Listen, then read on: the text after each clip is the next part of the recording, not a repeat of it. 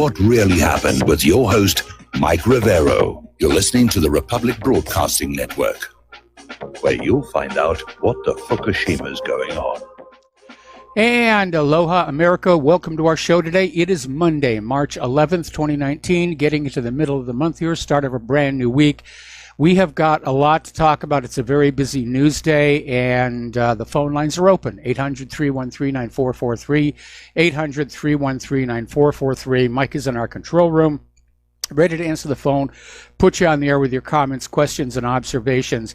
So today is the anniversary of the Fukushima disaster, and it's also the birthday of the What Really Happened website. Today is the day, all those years ago, when I posted that first article about Vince Foster on what was then my animation resume website, which led to my blacklisting and decades of vilification and abuse and so forth.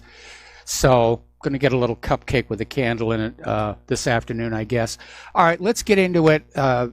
Obviously, down in Venezuela, they are now in the fourth day of their massive, virtually nationwide blackout. Dozens are reported dead in the hospitals. They were on ventilators, breathing machines. The hospitals have now run out of gas for their backup emergency generators. And so it's an ugly situation. And of course, the U.S. media is saying, oh, well, it's the failure of the Maduro government to maintain the electric system here. But not many people are buying that here right now.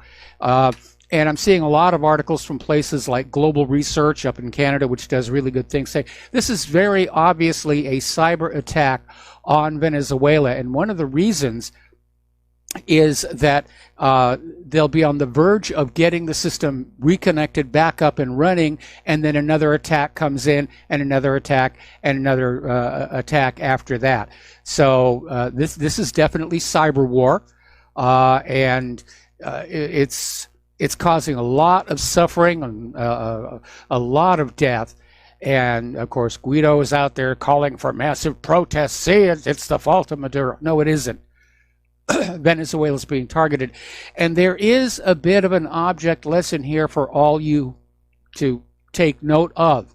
Because if we go to war with a military peer like Russia or China, and they pop off an EMP weapon, we're going to be going through exactly what the people of Venezuela are going through right now. So please make the appropriate preparations to deal with that. There's no way of knowing when this is going to end, because apparently every time Venezuela gets their power system about ready to go back online, it gets taken down again. And meanwhile, Marco Rubio just thinks this is all funny as all get out. He tweeted out this Twitter image saying, "We've found the cause of Venezuela's blackout," and it's got a picture of Godzilla breathing fire on a power station. And I don't know, if it was his mother was on a ventilator in a Caracas hospital, maybe he'd think differently. But he just thinks this is all great sport here, and it does illustrate the mentality of the neocon warmongers here. Okay, other reports are saying that basically the blackout has hit 80% of the country, and so, of course, to nobody's surprise, 80% of the internet is now offline, because the internet, the routers and everything, they're powered by the electric system. But it's a massive, massive attack, and it reveals the capability that the United States has built up to cyber attack other countries. And I'm sure other countries are paying very, very close attention and wondering, could this be done to them? And the answer, unfortunately, at this point is, yeah, it could. All right, now, Patrick Henningsen, who's a journalist and founder of 21st Century Wire, is saying that the reason for the aggression against Venezuela at this particular moment in time is to knock it out of the oil market. As you know, the United States has been developing its oil infrastructure, not much of the other infrastructure, but the oil infrastructure, and is now capable of exporting more oil than Saudi Arabia. And they want the world market all for themselves. And they can't really cost compete with Venezuela, so let's just wreck the country, and then we can have the oil prices go up, and the oil companies will get very, very rich. And confirming this observation, we have Elliot Abrams is out there demanding that other countries stop trading oil with Venezuela. His latest warning is to India, but apparently he's been giving the same warning to other countries. Don't you dare do business with Venezuela. You do business only with us, acting like a gangster. That's a nice country you got there. Be a shame if something happened to it, is really what they're saying here. Now, on the other side of this, we have a comment from Russia saying that they will defend their Venezuela oil interests in, quote, the toughest way possible. So war is coming to Venezuela, and I would not be surprised at all if Russia's cyber warriors were on their way down there right now to help deal with this cyber attack. Now, Russia is the staunchest supporter and ally of Maduro, and they have, major economic interests in Venezuela. They've poured billions of dollars into Venezuela in the form of loans and oil investments. Russia's state-controlled oil giant Rosneft has extended $6 billion of loans to Venezuela's state oil firm PDVSA. They're not going to walk away from that.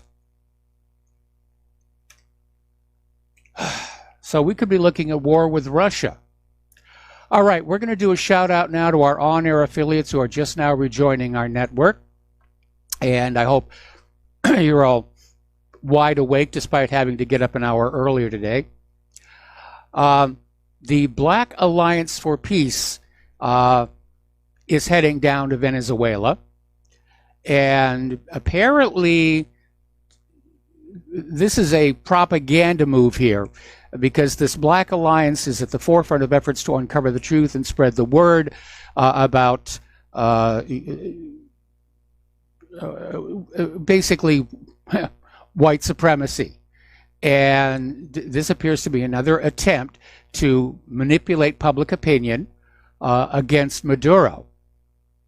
So it's a very, very tense situation down there. However, it may be that Iran, rather than Venezuela, will be the location of the next U.S. shooting war. This is coming from Bob Dreyfus for Tom Dispatch. And apparently, the U.S. government is reckless enough to turn the Cold War with Iran into a hot one. And they're talking about different options, military options that they could do. Pardon me. And a lot of this is driven purely by politics. We know the economic dimensions of this, but if Netanyahu's leadership in Israel is in jeopardy, he could launch a war in Syria against Iranian targets, and that could escalate. So all these soldiers, they're going to be the sacrificial lambs from an Israeli false flag mission, claiming it was Syrian or Russian troops who did the deed. And, to win his election and stay out of jail is basically what it is. So there are 4 scenarios which could be played out here. You have a potential Israeli strike against Iran, potential Syrian strikes against Israel in the Golan, or potentially direct U.S. strikes against Iran. Earlier today, Claire and I were talking, and she made this observation. She said, maybe it was always successfully hidden from us. But she can't remember a time in her life, which is now long, where the world just seemed so crazy and so chaotic, with so many different countries on the verge of wars or actually in wars. And I had to agree with her. I don't think it's ever been like this before, and it just feels so dangerous right now and so fragile. Like one mistake and things could just really spiral out of control. Up in Afghanistan, U.S. airstrikes against the village of Nasir Kil in Afghanistan's Nangarhar province destroyed 2 houses that belonged to the village's only doctor and his brother, and killed both of them along with their families, a total of 13 civilians in all. 2 men, their wives, 9 children. And the provincial government had claimed a Taliban commander was also killed. There's no confirmation. Now, NATO is confirming the airstrikes took place, but did not confirm on the civilian deaths. You know, we don't want to trouble your little minds with all these dead civilians. I mean, really. And emphasized the attacks were self-defense. Now, how blowing up a doctor's house counts as self-defense isn't really very clear. But NATO is saying they meant to hit a Taliban operation center. Little bit of an oopsie there. They're not picking their targets very, very carefully, okay? All right, this is an important story, and I would hope cooler minds in the administration, among the war hawks, Pentagon, would pay attention to it. The RAND Corporation, as you know, is this think tank. They've been around for a very, very long time. They get all these government contracts to conduct these studies, and they were, not too long ago, handed a contract to run World War III simulations against Russia and China. And they ran dozens and dozens of them. And their conclusion was that basically the U.S. gets its rear end handed to it. So that despite all the money that has been spent, the RAND Corporation is saying the United States would lose against Russia or China. And of course, somewhere along there, they would turn the keys in those little missile silos here. And it turns out the reason for this is all this high-tech communication, this networking that the U.S. has been investing so much in and basing their training on. And as we already saw up in the Black Sea with the USS Donald Cook, it's easy to shut it all down. And that's where the U.S. is vulnerable. You know, all this stuff works great in training and simulation and demonstrations, but in a real-world battle scenario, it can really get shut down. All right, we're going to take a phone call here from Frank in North Carolina. Aloha, Frank. Welcome to the show. What's on your mind? Well, I was going to caution you against eating the red icing. Against eating the red icing, the icing on top of the cupcake. Ah, okay. How did you know it was going to be red? Well, just in case. Oh, okay. It was red. All right. Just a couple observations, though. I understand that this weekend Trump was engaged in some campaign fundraising. Yes. So, I guess he plans to run for president again. So I guess that kind of confirms that, right? Yes. Okay. And the other thing was, I notice in my circles that, people I listen to, they seem to be kind of taking off the governor, or they're not holding back anymore. They're becoming very vocal in their displeasure with Trump's stupidity. And these are people that have been apologists up until recently. They've really been holding back, even though they were dissatisfied and very disappointed. They've been kind of holding back and trying to make excuses for him. And I notice that seems to be changing, and I expect it's going to probably get worse. But anyway, that's just a couple observations I had. Well, Trump, I actually got an email the other day saying, how dare you turn on Trump? He's, you underestimate him. He's got a plan. Well, he's 2 years into his term of office, and from where I sit, he's proving to be a very weak leader. I think he wanted to be president just so he could say he was president. We're hearing from multiple sources now that John Bolton is basically running our foreign policy, and that's not supposed to be Bolton's job. That's the president is supposed to decide that foreign policy. And, he dropped the ball on vaccine safety. He dropped the ball on honest elections. He's thrashing around on immigration.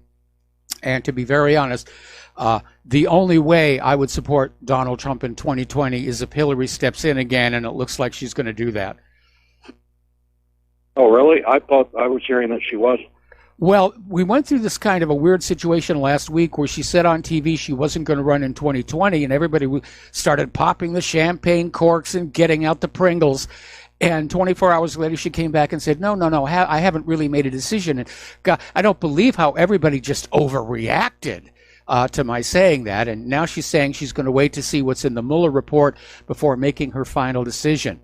But Well, yeah, you can't believe anything. You can't believe anything any politician says, because they usually do end up doing the opposite of whatever they say they're going to do. But I saw a poll the other day on the news, just maybe Friday evening, that Joe Biden seemed to be top guy in some poll, followed Yes. by Bernie Sanders, followed by Pocahontas. Yeah, and Hillary was way down at the bottom. I saw that poll as well, and I'm delighted to see it. And again, we're going into another election year where we're going to have to vote for the lesser of several evils, which is still evil, and it's a stupid way to run a country. But I really do not want to see Hillary Clinton in that Oval Office. The Clintons have been a curse on not just the country as a whole. They've been a curse on our lives for all the quarter of a century now. And I really don't want Hillary in the Oval Office. Trump, again, is a disappointment. I'm waiting to see who's going to step out from the GOP field as a possible primary challenger for him. But given that the White House Communications Director just resigned his position to become a senior advisor to the Trump campaign, it looks to me like the GOP, they're going to basically throw behind Trump and run him again in 2020. But if the Democrats can come up with a serious candidate, and as creepy as he can be sometimes, Joe Biden is leading in the polls, Trump could find himself a single-term president unless he starts accomplishing something substantive in the next slightly less than 2 years now. I know they've been trying to groom Alexandria Ocasio-Cortez as a contender, but she keeps slipping up, stepping on her own feet, and I don't think she's going to make it to the primaries. I'd really like to see Biden run. I think that would at least provide quite a bit of entertainment as we watch the country slide further and further into the abyss. And I better just leave it at that. Anyway, thank you. Well, I don't get entertainment value out of seeing the company slide into the abyss. I would have preferred not seeing that. But obviously, as part of the process of a Soviet Union-style collapse, this is what we have to endure. Anyway, thank you very much for the phone call, and we're going to switch over to Jim in Chicago. Jim, aloha. Welcome to the show. What's on your mind? Well, Michael, today I was reading Trump's budget proposal. Yes. And let me tell you, it is very much anti-American. There is nothing in there that's going to help the average American. There's nothing about infrastructure. There's nothing about more housing for the homeless. Nothing about maybe cutting back on the student loans. Nothing about any help from the drug company or anyone else to help the average person. So it's very much anti-American. Most of the money is it's going pro-war. to defense. It's a war budget. He's slashed domestic spending, and he's thrown all that money onto the war machine. Yeah, it's going toward the defense contractors and other things. So, I don't know if people really know this or they don't care to know. It doesn't matter if you supported Trump, you still support the man. There's nothing in this budget that's going to help you. Yeah, you're absolutely right. It's a war budget. And right, and especially as far as the infrastructure, which we definitely need, there's nothing in there. No, there isn't. So, I didn't support the man. I don't like the man. But, at least you can throw Americans some crumbs. He won't even do that. No, it's a war budget. It is. Anyway, Jim, we got to let you go. Got to take a break for commercials. Sure. We'll be right back after these few words. Okay, aloha, America. Welcome back to the show here. Now, I have to stress going on in. This next story appears to have emerged from the Israeli media, like the Jerusalem Post, World Israel News. Okay? But the claim is that Syrian Deputy Foreign Minister Faisal Mikdad has sent a message through the head of the United Nations Truth Supervision Organization, Christine Lund, a notification that if the IDF does not leave the Golan Heights, Syria will attack Israel. Now, earlier we were talking about the need for Netanyahu to stir up some trouble in that part of the world because he's facing stiff competition in his election, and if he loses that election, he's looking at criminal indictments. I would have been a little bit more trusting of this report if the United Nations had made some kind of an announcement, but so far I haven't seen anything. So is this laying the propaganda foundation for a false flag where Israel will blow something up inside Israel and say, oh, this is a Syrian attack, and the war will be off and running? Because Netanyahu is desperate. He's in a panic. Desperate people do desperate things. And people at that level of politics and corruption, they don't care how many people get killed, as long as they get what they want here. Alrighty, apparently a prominent security expert is warning of the U.S. attempts to establish relocation camps for the ISIS terrorists and their family members who have fled from eastern Syria in the western deserts of Al-Anbar.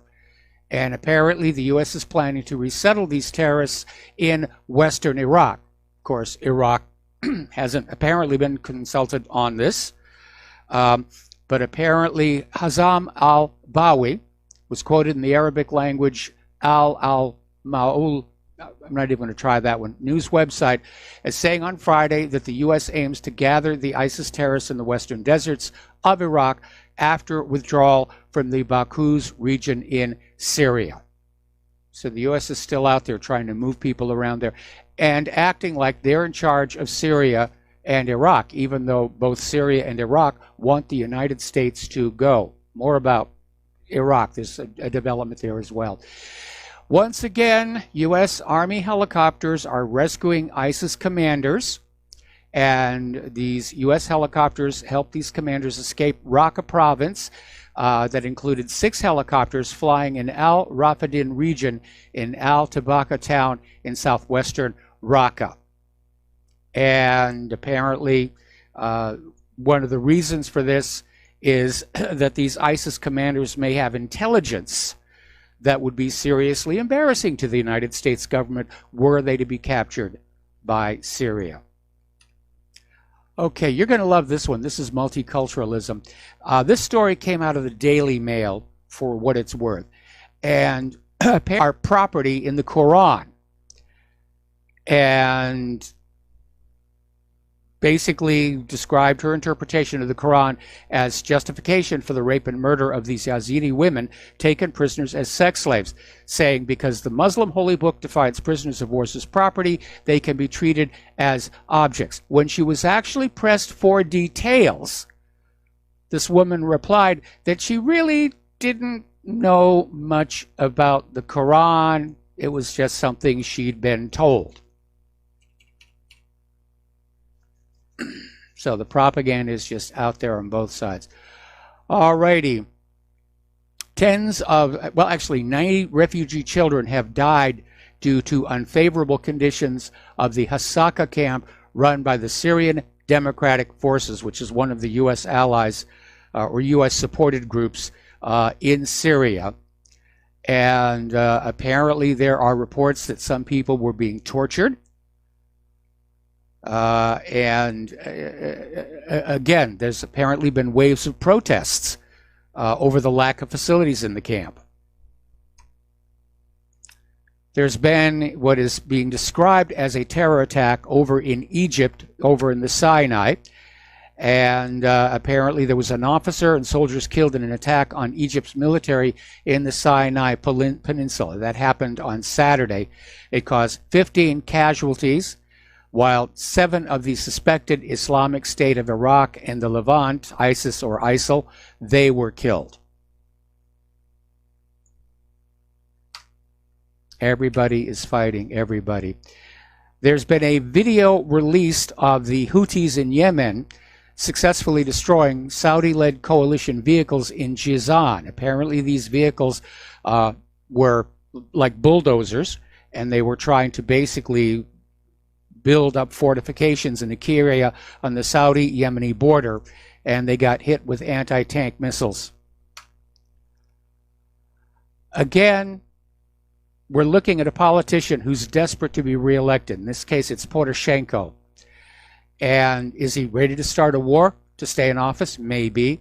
So we're looking at this story. This came out of Fakti.org, where the president of the Ukrainian General Staff, Viktor Muzenko, has declared that Russia is preparing to attack Ukraine. More about this when we come back from our commercials, and we have a caller waiting on the line. And aloha, America. Welcome back to our show here. And I want to finish up on this story. And again, this may be something that's being driven by a national leader who simply wants a war to win an election. So the president of the Ukrainian General Staff, Viktor Muzenko, is claiming Russia is getting ready to attack Ukraine from the north, east, and south. Now, he's saying all of this without offering any evidence that Russia was ending the formation of military formations that, together with special units, would make up the bulk of the invading forces. But again, to me, this looks like an attempt to just stir up Ukrainian patriotism and saying we must stay with Poroshenko. He's saved us from Russia. But I'm not buying it. Why would Russia invade Ukraine? Doesn't need to. There's another follow-up story here. This is from Fort Russ, and the former Minister of the Economy of Ukraine, Vladimir Lanovoy, is saying that Poroshenko is already preparing to leave Ukraine in the event of his defeat in the elections, which are scheduled for the end of this month. And if he loses his election, leaving the country is the only way to avoid criminal prosecution. So he's going to have to go someplace without extradition. I'm sure the United States will just take him on in and give him a nice home someplace, out there in some retirement community or something like that. Okay, we got a caller waiting on the line. Pat in Texas. Aloha, Pat. Welcome to the show. What's on your mind? Hi. Well, I think that people are looking at the whole story about Venezuela. Iran and Russia both want Venezuela. And we have an interest down there. Well, at one time we did, but we probably let it go. But we don't want those people on our shore, that close to our shore, because Venezuela's been doing maneuvers for war out there in the Gulf for years and years with F-16s or F-15s or whatever. And so they still have all that. They still have all that military. And that's really too close to us for somebody that hates us. And Chavez hated us. Pat, the United States has been trying to overthrow the government of Venezuela for decades. Wouldn't it make sense that they would basically keep their military prepared to hold off a possible invasion? I mean, look at the United States. They're invading here, they're invading there, they're invading everywhere. Every nation on earth knows the United States has become this belligerent rogue, and I'm sure they're all dusting off their military as quickly as they can. No, that's not the way I see it, because we could, Chavez kept telling all his people to be, afraid of us, because the Bible says the wicked flee when no one pursues. But all those years that they've had our oil wells that they stole from, and they thought George Bush, he kept telling them George Bush is going to attack us because he thought he deserved to be attacked. But we didn't. George Bush smiles and they cuss him and all that. If we wanted them, we could have took them. We didn't like Grenada under Reagan. We don't want them. Well, Grenada was just an absolute pushover here. And, at one point, the United States did succeed in ousting Hugo Chavez in a coup d'etat, but it only lasted 2 days because the Venezuelan people like their leaders. And I think we're probably going to see they're going to rally around Maduro. They're going to deal with the hardships of the blackout. I mean, Guido promised Mike Pence that half of the Venezuelan military would support him. But right now, more than 99% of the military are still backing Maduro. Well, you can't believe the vote. Do you believe the vote in Iraq when everybody knew that if they didn't vote for Gaddafi that did end up dead, or somebody in their family be in a hole in the ground. Pat, did you look at what Gaddafi did for Libya? I mean, he raised the literacy rate, the standard of living. He built that magnificent waterworks project that was greening up the entire country. He got rid of that private central bank that was keeping all the Libyan people enslaved to debt, and he set up a state central bank and a value-based currency called the gold dinar that was so attractive the rest of Africa wanted to use it. You know, Gaddafi did a really good job for the Libyan people. Not his own people. Our soldiers went out there and gave them all electricity that never had electricity. All they did in his hometowns and where all his 70 castles were. I mean, he Wait a minute, 70 castles? 20%. Where are you getting your information? Gaddafi had one official. Listen to me, Pat. I have a friend. Yeah, you have a friend. Pat, listen to me. Pat, listen to me. Gaddafi had one official residence. He actually himself preferred to live in a tent on the grounds in the traditional manner. And, you know, I think whatever your friend is, they're trying to feed you propaganda to get you to go along with supporting the invasion of another country. No, he was in the military, and they were living in one of the castles. The military was living in one of them. He confirmed all this stuff that everybody should know. I don't understand why it's so hidden right now. But I think because it's unbelievable, and it sounds like propaganda. And Pat, I'm going to let you go now. We're going to switch over to Dustin in New Jersey. Aloha, Dustin. Welcome to the show. What's on your mind? Yeah, Pat, I don't know how old you are, but you need to really, if you have a computer, do some research. Go on YouTube, type in Libyan Water Project. Yeah. I have friends who were from Libya, and Gaddafi, the dude lived in a tent, you know, okay? Yeah. Like, they had free health care over there. Yeah. Free education. Yep. And you know who ruined it? Your country, your government. Your government. Yeah. Your government ruined Iraq. Your government ruined Libya. Your government with Saudi Arabia, Pat. Saudi Arabia, that's your friend. Them and Israel ruined Yemen. Right? Yep. I mean, come on. Syria, arming jihadis. You know, Pat, I hate to break this to you, but back in the late 70s, early 80s, your own government armed and trained bin Laden, and they were called moderate rebels. And, you know, we all know how that works out. So you need to really do some basic research. Your country is an empire, and it's going around the world like it's doing now in Venezuela to steal people's stuff, and that's it. And well, it's not just to do that, but you made a valid point here. The government of Libya was giving out free health care to the Libyan people. We certainly don't have free health care in this country. They were giving out free education to the Libyan people, raising their literacy and their educational standards. We don't have free education in this country, and that's setting a bad example. The U.S. government doesn't want the American people saying, hey, instead of spending all of this vast sums of tax money on foreign wars, give it back to us. You know, we deserve something back for all that money that we give you. The same thing was true of Venezuela. The reason they hated Hugo Chavez so much was that he was spending Venezuela's money on the Venezuelan people.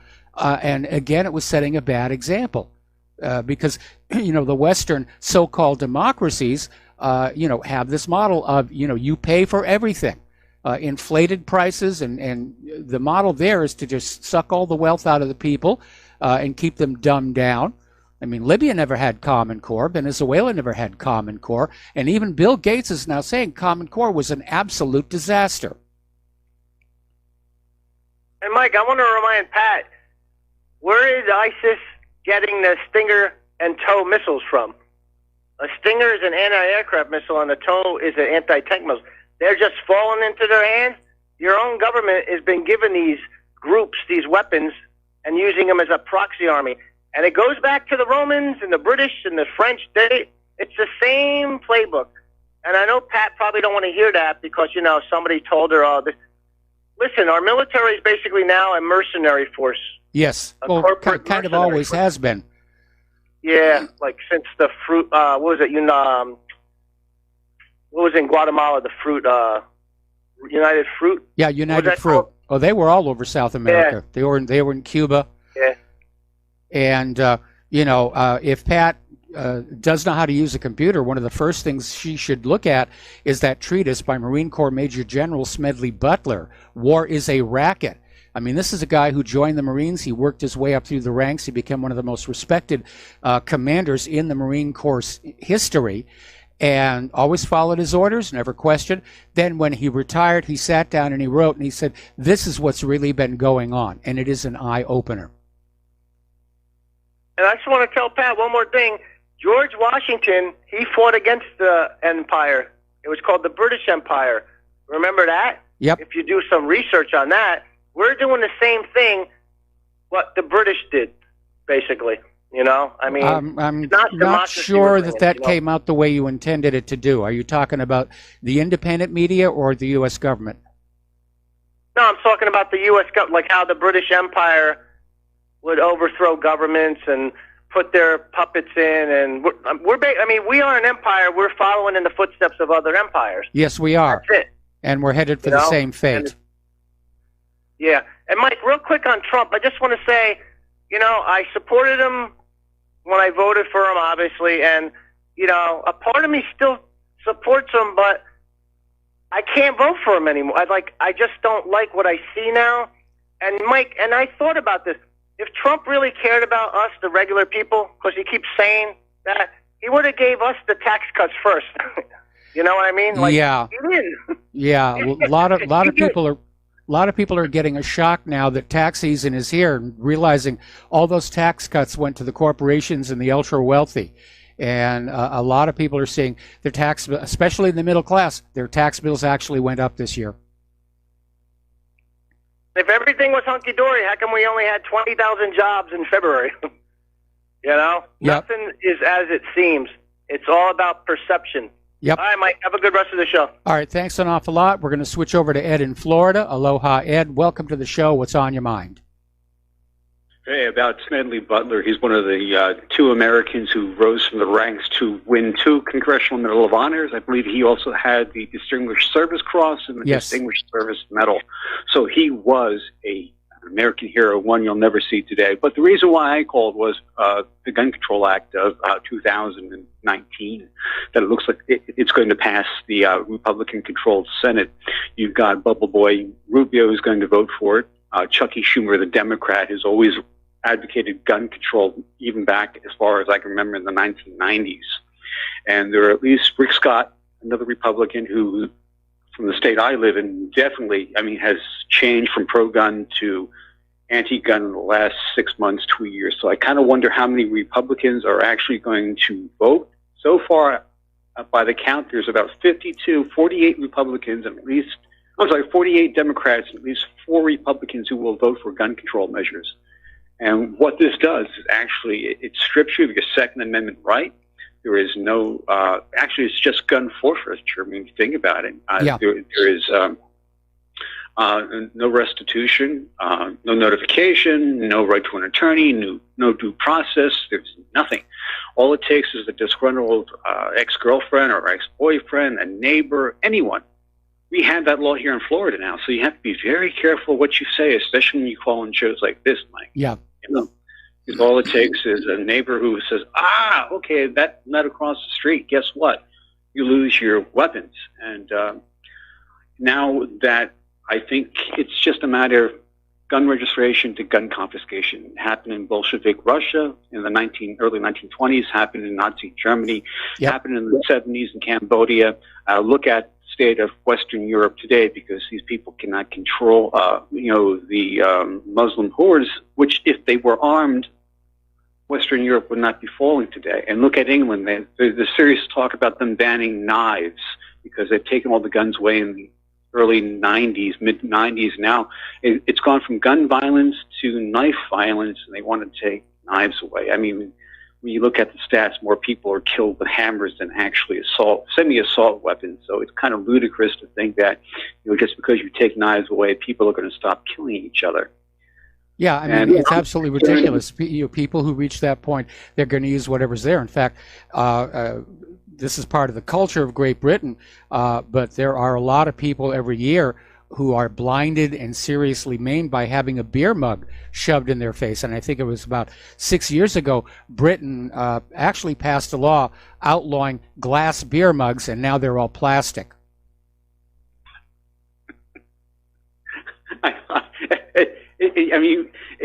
It's just, you don't know whether, I don't know whether to laugh or cry after hearing that one, because, you go for a cold beer and the last thing you want to taste is plastic, you want glass, right? I mean, it just doesn't taste like beer. But, then again, in England, I mean, it's not the country that, that great generation that defended against Nazi Germany, they're pretty much gone. Yeah. I mean, you look at the Battle of Britain, those heroic British fighters who fended off the Nazis for a good few months until they decided they weren't going to win the air war over England. So what happened? I just don't know what's happened to the English people, the European people in general, whether you're an American or from New Zealand, Australia, Canada. I mean, we just allow politicians to dictate to us how we live our lives. I was never asked if I wanted gun control. I was never asked if I wanted millions of illegals in this country who can't speak the language, who are probably 20 points IQ lower than I am. Well, you just hit an important topic there, because you're talking about, where are the Americans of the World War II generation? Where are the Europeans and the British of the World War II generation? This globalist influx of all these other cultures is diluting the national identity of the indigenous people. And they don't look in a mirror and see themselves anymore as they once were. No, my grandparents were born in the 1890s. They came over here around 1910 or so. Now, my grandmother went back to Germany for the last time in 1973, and it changed then. I'd hate to see what her heart would be broken if she saw what our country looked like and what it is today. I mean, I think my grandmother died before, and my grandparents died before Germany became the third world nation, because we're living to see that now here in America. Yes. And going back to gun control, once they do take our guns away, it's just a matter of how many people will comply. Good 90% probably will turn their weapons in. I mean, your semi-automatics, your pistols, anything over 5 rounds in a magazine, and it'll be like the 1996 Gun Registration Act, which was, in my opinion, unconstitutional. But then again, we have a lot of laws in quotes that are unconstitutional today, Mike, that would have been unthinkable 50 years ago. Well, the bottom line is the federal government is becoming afraid of the general population. They're looking at the yellow vest protests and they're getting nervous. Okay, Ed, got to let you go. One last question, Mike. One last statement. We need to get rid of all the special interest groups from APAC all the way down to Big Pharma. Okay, got to let you go. Got to take a break for commercials. Back with more phone calls after these few words. Aloha, America. Welcome back to our show here. We're going to go back to the phones. We got a lot of callers on the line here today, and we're going to go to Michael in New York. Aloha, Michael. Welcome to the show. What's on your mind? Aloha, Michael. I just want to follow up on the great conversation you're having with your callers, especially. Ed's call, I'm glad he brought up General Smedley Butler. That covers it all. The caller before that, spot on with everything. However, we're not an empire. Now, they got us behaving, our country as an empire, spread out across the 4 corners of the earth, spreading us thin with our resources, our troops, and our treasure, which will kill all empires as it has in the past. It'll destroy them, overextension. Yes. But unlike a real empire, we're not benefiting at home from all the exploitation our military is being used for abroad. That's only benefiting the United Nations and their one world government system. Our country, our government's been hijacked by those people after World War II to force all the nations in the world under the UN mandates. We're the last country to go. That's why they have to take our guns, because they can't do it if we're armed. That's why we can never let go of our arms, give them up no matter what.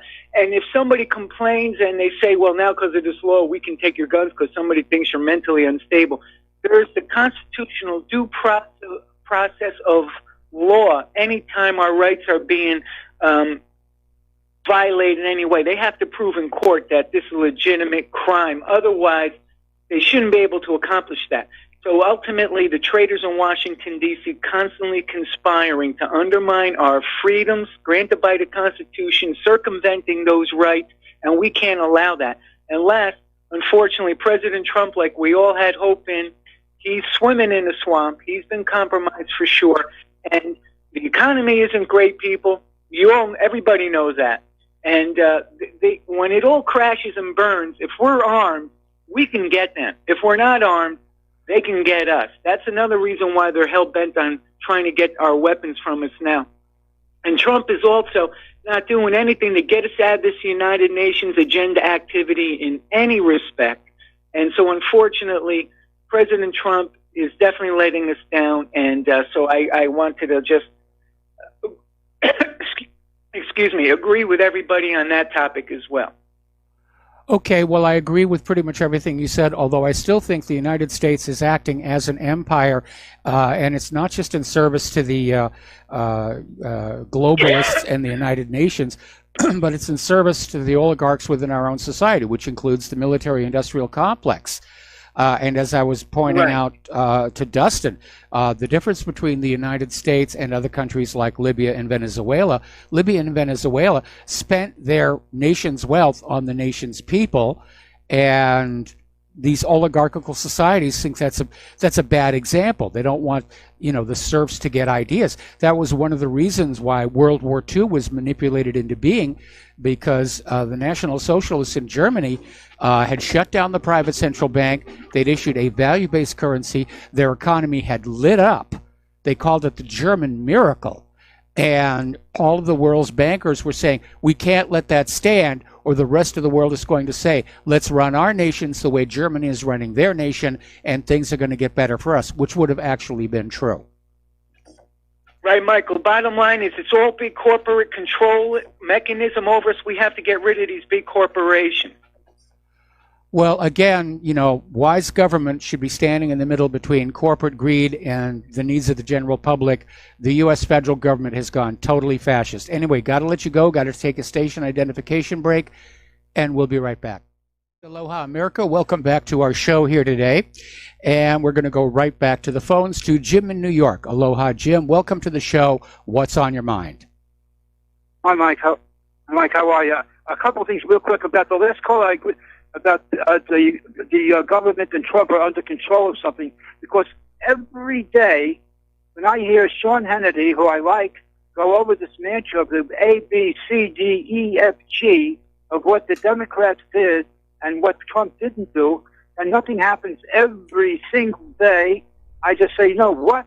Good luck to you, Sean, and I just turn to another station. I can't tolerate that anymore, because they're all under control of something. It could be carrots, it could be sticks.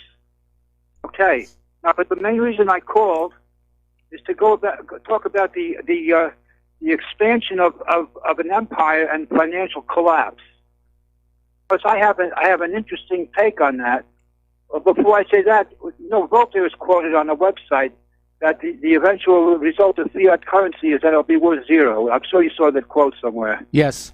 And so I tell people, did you ever notice that the prices only go up, but they never go down? Now, in line with that, in the time of the Second Temple, the monetary system was controlled. The Second Temple was controlled first by the Greeks, starting with Ptolemy, and then going with Alexander, then his general Ptolemy. And then a couple of others, and then slowly but surely. Excuse me. Ptolemy ruled in Egypt, not in Israel. Right, but he had at the beginning he had control over Israel also. The high priest and the temple service was maintained, but he had certain control over the area, including the coinage. The shekels that were given to the temple at the beginning of the Second Temple period were Greek. They were Greek shekels. Yes. I know a lot about this. I spent books, including the New York Numismatic Society, with 100,000 volumes, and the catalog, the British catalog of the British Museum. But the point, I know this, and I know from the Talmud also. The point I'm getting to is, over years, the Romans sort of faded into position, and the Greeks were out. it culminated, of course, years later with Cleopatra, the last Ptolemaic, who married Mark Antony, and that was symbolized the full takeover of the Romans. But the point being this: it says in the Talmud that one silver coin of the state, I'll say what that means, is 1/8 of a regular silver coin. What does that mean? It means it's this: the Greeks had pure 9.99 silver coinage. Yes. For the larger coins, starting off with a quarter of a shekel. They called it a tetradrachm, some people would call it. Tetradrachma. Now, right, but I think they actually pronounced it a tetradrachm, but I'm not sure. But anyhow, what happened was, as the Romans took over and developed a worldwide empire, they started mixing in garbage with the silver. Yes. And that's why the Talmud says one, that's called the coinage of the state, which means the Romans' coinage. So what happened? So what my point is this: in America in 1964, all the silver, 100% was taken out of the quarters and the half dollars, etc. Yes. And a quarter from 64 is worth about $3.50 from the silver. Yes. So that's my point. Is that and this is because of empire. The Romans did it, and the Americans are doing it even bigger. Yes. Yeah, they are. That was my point. Okay. That was my point. All right. Well, thank you very much for the phone call. We're going to let you go and switch over to Fred in Michigan. Aloha, Fred. Welcome to the show. What's on your mind? Yeah, Mike, love your show. I guess I'd like to say that, the gun grabbers always want to attack the objects. And, now they're going to ban knives and there's baseball bats or, my God, frying pans or whatever. And I look at a movie like The Godfather, okay, man, Godfather 3, I think it was, where Don Corleone, Michael Corleone, wanted to go and off this guy. And he sent his I think it was a Vatican financier or something. And they scanned him, they checked him out, everything like that. And he said, I want to whisper in your ears. And he took his eyeglasses off to stab the guy in the jugular vein. Yeah, I remember that one. Yeah, so it's like, well, what's next? But I guess the topic I'd like to talk about, and I'd like your expertise, opinion on, we did not have TV for many, many years, and my mother was going to live with us. And so we got TV because she liked the Weather Channel and Animal Planet and all that kind of stuff. But anyways, long story short, we watch HGTV or the Cookie, Beat Bobby Flay, all that kind of stuff, instead of mainstream news. But I've been seeing something very particular on all the commercials I see nowadays, and they're all multicultural. You Yes. have black guys with white women. You have black women with white men. You have Latinos. You have Asians with blacks. Are they trying to homogenize this? What is your opinion? Yeah, on that? definitely. That's been a trend in advertising. They're pushing the agenda. In fact, have you noticed this rather disturbing trend of commercials where the woman is always the smart one with a solution, and the guys are always looking dumb? We see a lot of those. And maybe I'm hypersensitive to it because I worked in advertising many, many years ago, and I know how these things get put together. So what you're saying is, and I see it as programming because it's just so right in your face now, where it wasn't like a year or two ago. So what do you think the agenda is? Why are they doing it at this point in time? Well, I think it's actually been building for a lot longer than you've noticed it. And again, it's to just sort of acclimatize us to the idea of multicultural families, which, by the way, I don't have a problem with, okay? But they're also pushing that anti-white male agenda. And that is very disturbing to me. Gotcha. Hey, thanks, Mike. Love your program, buddy. All right, thanks an awful lot. We're going to let you go, and the phone lines are open. And we're going to do a shout-out now to our on-air affiliates who are just now rejoining our network. Over in France, the Yellow Vests are continuing their protests. And apparently, over in the city of Tarbes, there were 450 protesters on Saturday. A small group of them basically broke into the local Masonic temple, threw rocks at the building, got their way inside. They overturned furniture, trashed the esoteric art, and stole 4 ceremonial swords, which were later returned.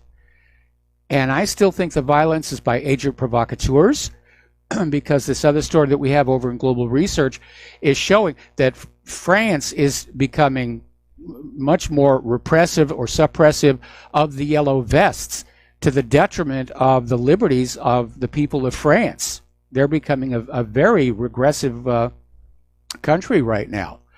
All right, we have another caller on the line. Layla in Canada. Aloha, welcome to the show. What's on your mind? Yeah, hi, Mike. I'd like to discuss Venezuela and Yes. what's happening there and their relationship with Mexico. As you may know, the new Mexican president came in, and Sunday was 100 days, and he's made some very expensive, he's instituted some very expensive arrangements with Social Security, and they've been downgraded. The country has been downgraded by not only S&P but the other rating agencies. Mexico has had an on and off relationship with Venezuela, and that's also affecting what's happening there. But in Venezuela right now, apparently they're having hyperinflation. The stories of a lack of food is apparently, from eyewitnesses I've spoken to, are not accurate. Yes. There is food, but the cost is kind of like it was in the Weimar Republic before the Second World War, where you had to take a wheelbarrow full of money to go buy a loaf of bread. Yes. So I think the same forces that were at work at initiating World War II by bringing down the Weimar Republic and destroying Germany's profitability. And remember, it was the Zionists that initiated BDS, that they now object to now that it's directed against them. Yes. They initiated a boycott of all German products, which of course the British were very happy to go along with, because they couldn't compete with Germany's efficiency. Well, now we see the same kind of trend occurring in Venezuela. Now, Venezuela is the biggest oil reserve that we know of today, but it also is very rich in numerous other minerals. So Maduro, who followed through on the previous president's policies, it's called Chavismo. Hugo Chavez was so good in terms of sharing the wealth with the poor that he was extremely popular, so much so that they have a philosophy stemming from his policies called Chavismo. Maduro continued the Chavismo. Yes. Those who are trying to bring down Maduro are the wealthy elites.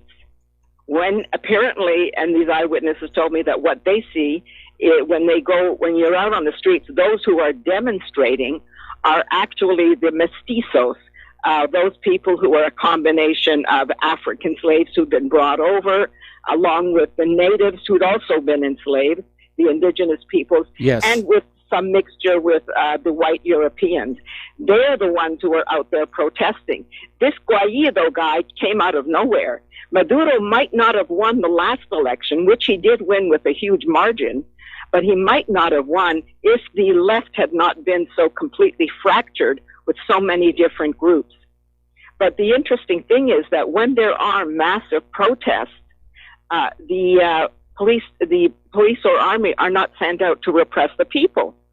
And this person who's very knowledgeable on South American politics was surprised by that. They are allowed to protest, and what they do is they go to the residential areas of the extremely wealthy.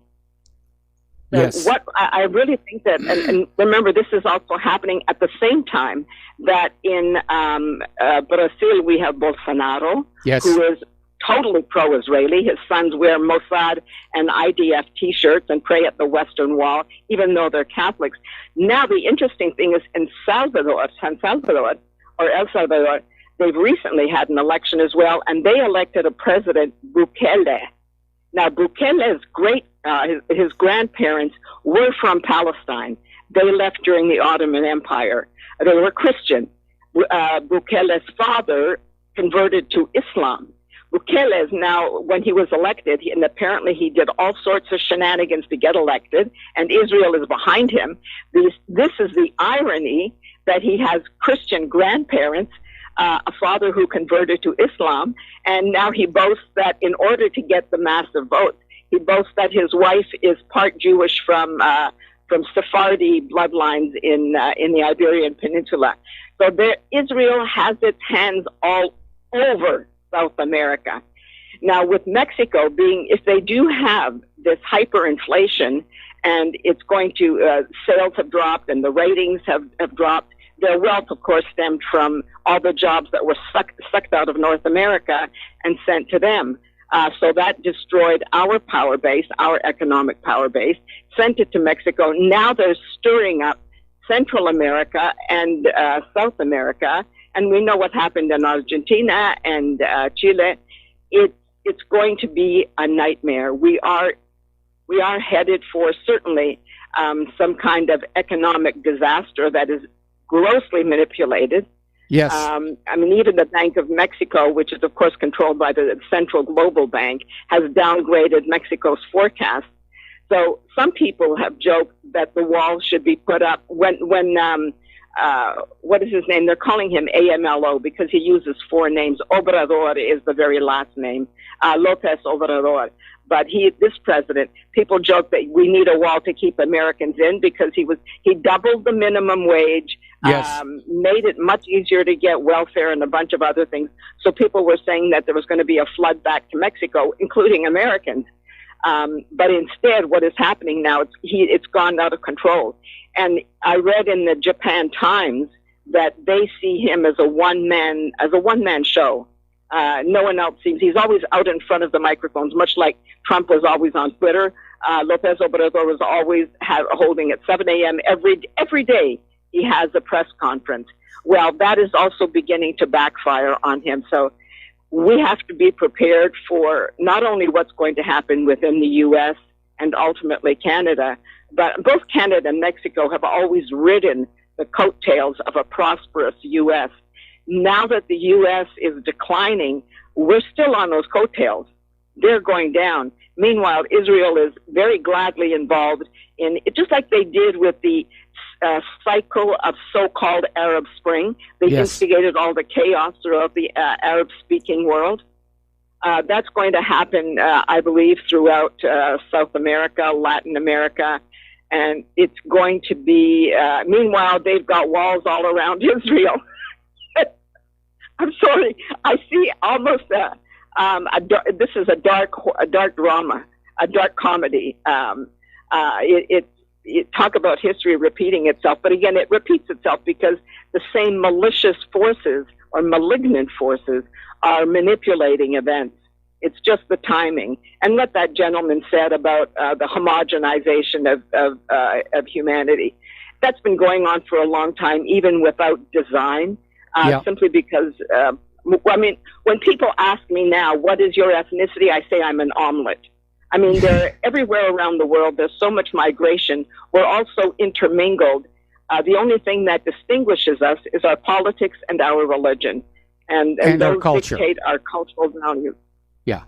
So, it's kind of, harping on Trump is almost futile because he's only one puppet in a large scenario. Unfortunately, what my father used to call the Zionist gangsters, and that's what I now call them. They're not even.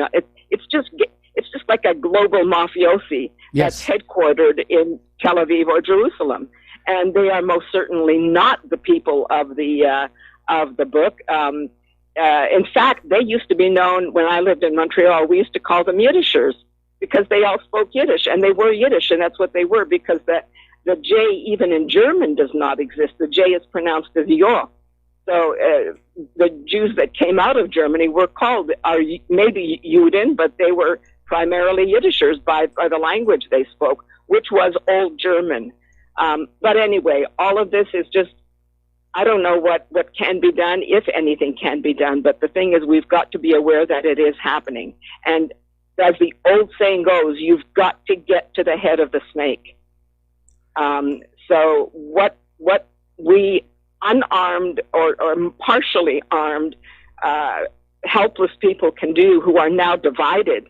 We are now divided by ethnic lines, religious lines. We're fractured. It's like a rock when it has when you do rock splitting, you always look for cleavages. Those are lines upon which you can cleanly fracture.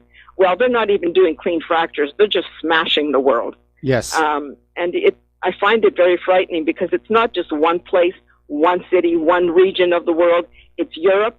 It's the Middle East. It's all of it's Australia. It's Africa, and now it's South America, and Africa, yeah, we're heading. Yes, in the Americas. Yeah. We're basically in a world war. Nobody wants to stand up and say that, but yeah, we're in a world war right now. And the really big question is, how long before the United States is directly in conflict with Russia and China? And if you go back to that earlier story about the RAND study, about how the U.S. military, even with all the money they have cost, would not be able to prevail against Russia and China in a conventional war, you know that if the United States government mixes it up with Russia and China, at some point it will go nuclear. And of course, Israel, of course, has made innuendos, offered its hand of cooperation with both Russia. Well, we know Putin is supporting, or appears for public appearances. We believe that Putin is a stabilizing factor with Netanyahu. I don't trust Putin. That man can go anyway, just like our Trump did. And as for China, God, that's a frightening concept. But both of them, the old Chinese empire was very powerful. And we have to remember the Opium Wars, where Britain intentionally created addictions that affected the whole country. And China has a real gripe. Yeah, Layla, I'm sorry to do this. We got to take another break for commercials. We'll be back with another phone call after these few words. And aloha, America. Welcome back to our show here. And once again, I'm going to put on my beggar's robe and cry alms for the poor, because Republic Broadcasting does need your support. As I pointed out many times before, nobody's getting rich in independent media if they're doing the job they should be doing. Unfortunately, some of the independent media has sold out. They've become compromised, and all of a sudden they got millions of dollars to build studios and try and basically capture the people who don't trust the corporate media anymore. Republic Broadcasting isn't like that. We're kind of humble.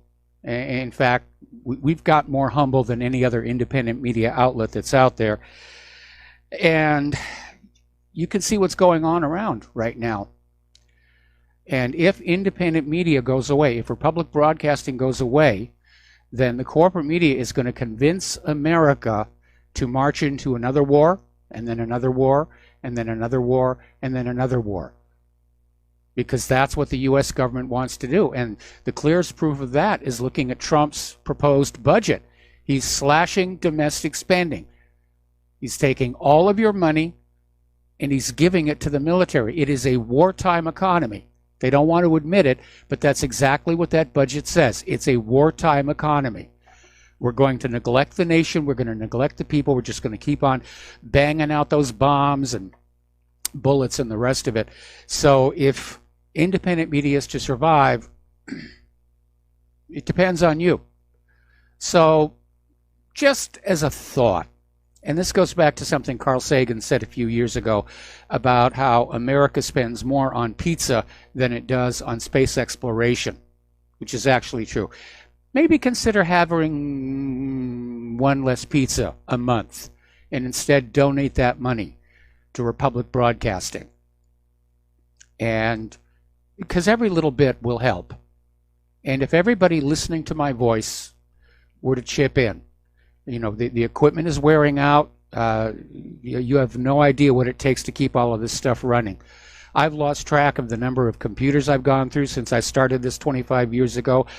You know, been through, this is, I think, my third mixer.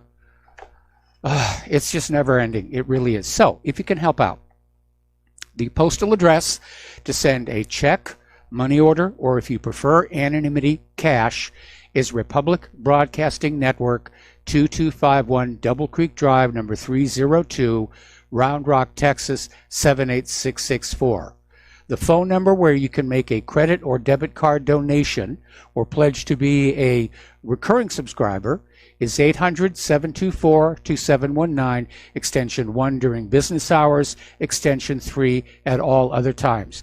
The network thanks you. Every little bit is appreciated. There's no such thing as too small of a donation. All right, we're going to go back to the phones here. Raleigh in Minnesota. Aloha. Welcome to the show. What's on your mind?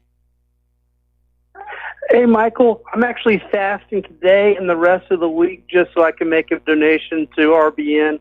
It's definitely worth my money. The only type of entertainment that's free is government entertainment, and they get it from our taxes anyways. So I'm definitely going to make an investment with RBN this week. Mike, Thank you. I was going to mention last time I was on your show, that side of my hemisphere that stored information about kratom, Metrogona speciosa, Yes. I can retrieve it. And I wanted to share with you a little bit about kratom, and I'm really glad that I could, share some information for you, especially since Claire has used it, and for the listeners as well. So I actually had taken some of my all-natural Adderall just earlier just to keep up with Layla. She's a wealth of information, but Yes, she is.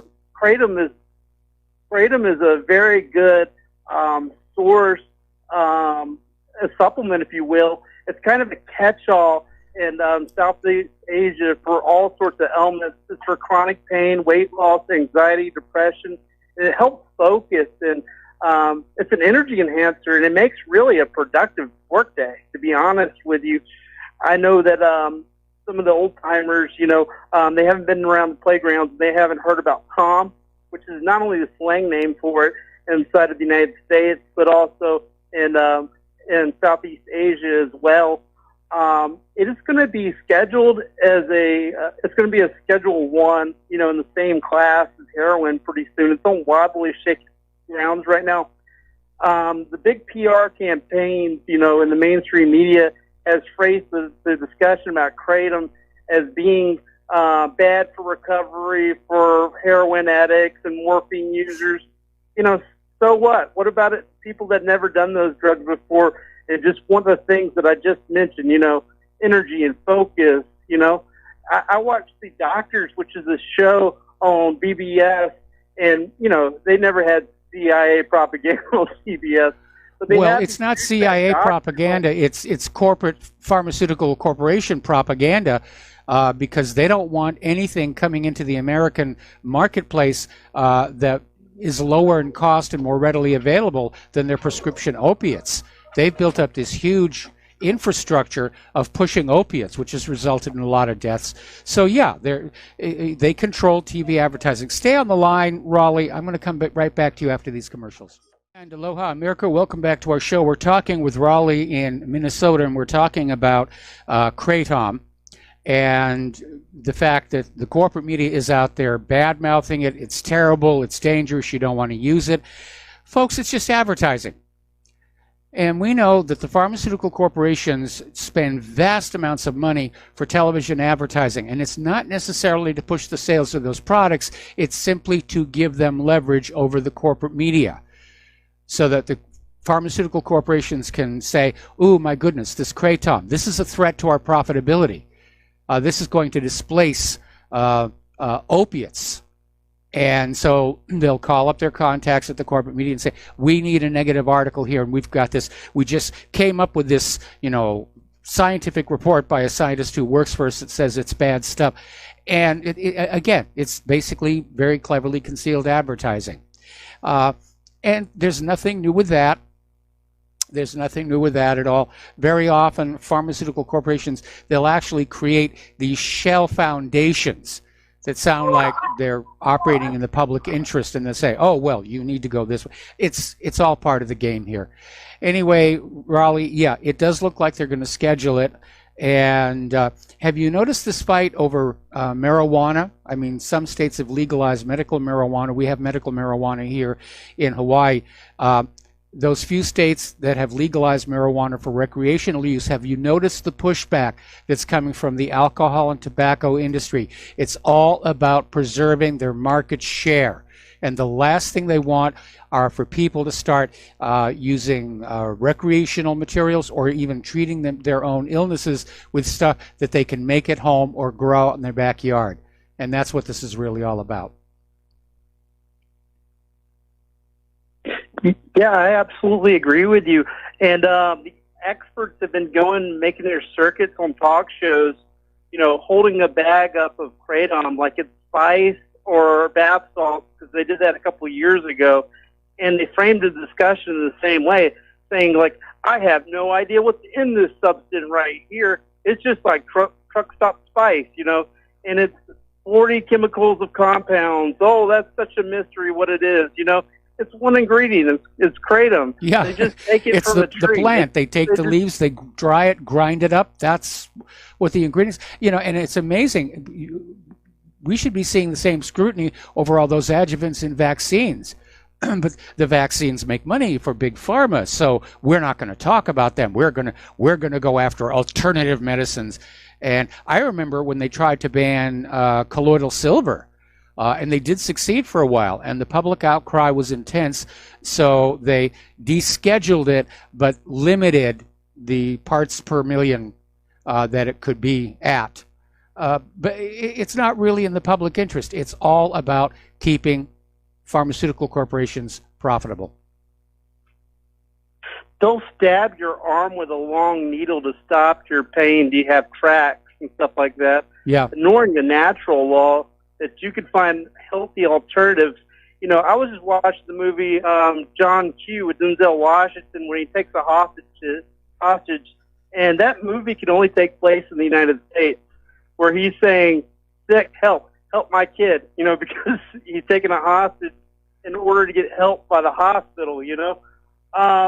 It's been around for a very long time. I don't know if you knew this aspect of it.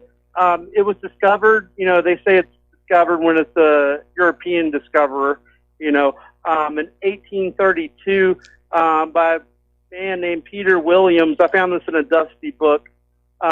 He was a member of the East India Trading Company, that opium, British, drug front company. Yes. And he did everything he could to get rid of this drug, but still, or I shouldn't say drug, but like this, this great, source of, beneficial medicine, and he did everything to eradicate it and pretty much kept it with him because he was afraid that if this thing was around that nobody would want to do opium anymore.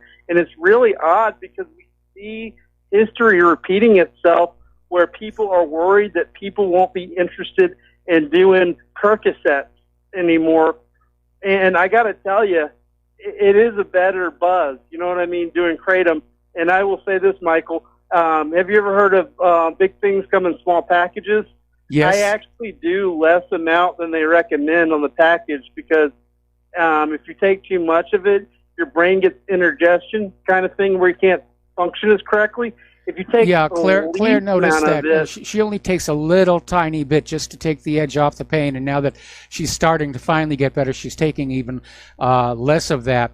There was one time when I had done something dumb to my ankle, and I tried some of the kratom, and I'll be very honest, I did not like the way it made me feel. But then, of course, that isn't why I took it. Anyway, listen, Raleigh, we're going to let you go. We're going to take one more phone call, and then I'm going to shut the phone lines down because I'm way, way behind on the talking points. So let's go to Kevin in West Virginia. Oh, we lost Kevin. All right, so the lines are closed. And let me get on back here to the news because there's a lot going on here. Okay, over in Algeria, getting back on this idea that the whole world seems to be going crazy. Over in Algeria, there are major protests going on, tens of thousands of people last Friday demanding President Abdelaziz Bouteflika step down. Now, he's getting ready to run for re-election, but apparently the Algerians are not happy with that idea at all. And the protest, which coincided with International Women's Day, saw an even larger crowd pour into the streets of the capital compared to previous mass gatherings.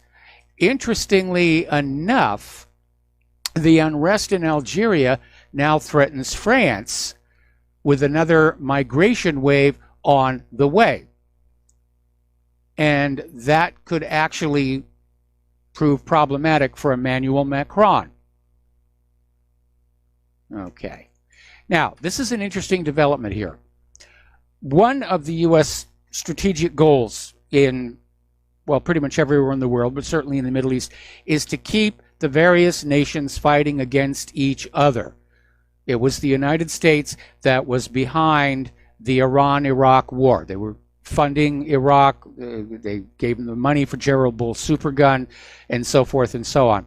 But these countries are starting to see that's the game.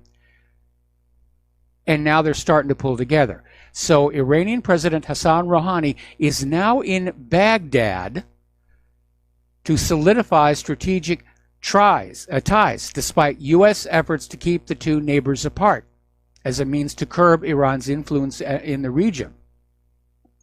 So this is a major blow to U.S. foreign policy in the region, to have Iraq and Iran coming together. That's going to be a major power block. And basically, Iran's Foreign Minister Mohammad Javad Zarif said that Iran will be opening a new chapter with Iraq. So they've buried the hatchet, and it looks like they're going to be coming together. And this will give both nations a much stronger base on which to resist any more U.S. hegemony. Now, a little bit of good news over in India, Pakistan. It may be winding down. Maybe. Now, this whole thing, of course, began with a terror attack in India.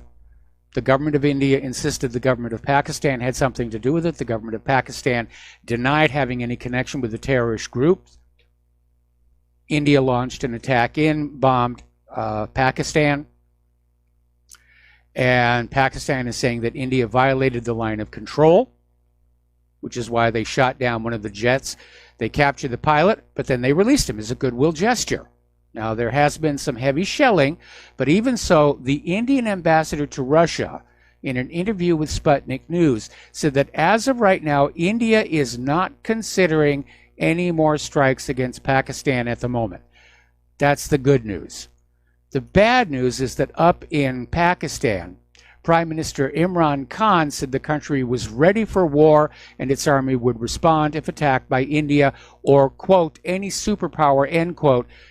And he said this during a speech in southeast Pakistan's Chachkro town. So that kind of fiery rhetoric, I'm sure it's good for politics, but I do wish they would cool it down.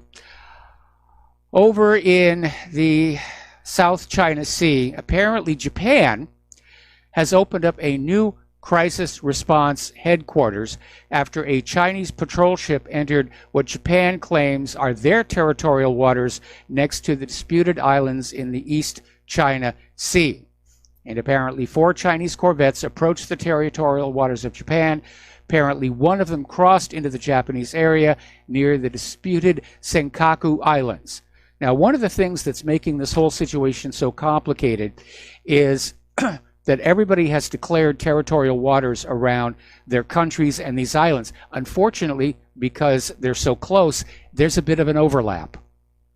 And so it's possible to be in waters that are covered by territorial claims from China and Japan at the same time, or China and Vietnam at the same time.